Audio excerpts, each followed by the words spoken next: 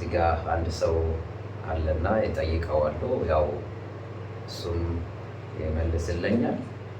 አንደኛ ስምህንና ከየት እንደመጣ ራስህን ለኛ እና ለተመልካቾቻችን ራስህን እንድትገልጽ እንፈልጋለን።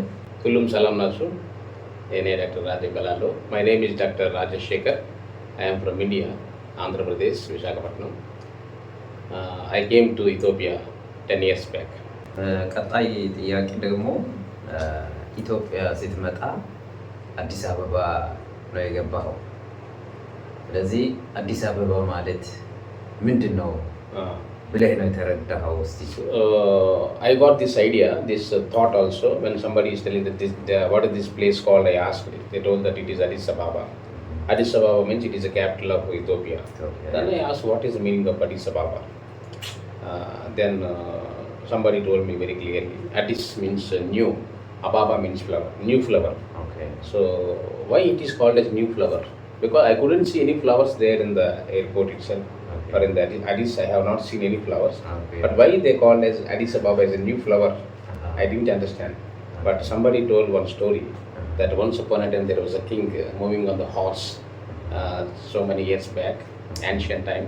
And when the king was going on the horse, he could see on the road so many flowers are, very colored flowers are exposed outside.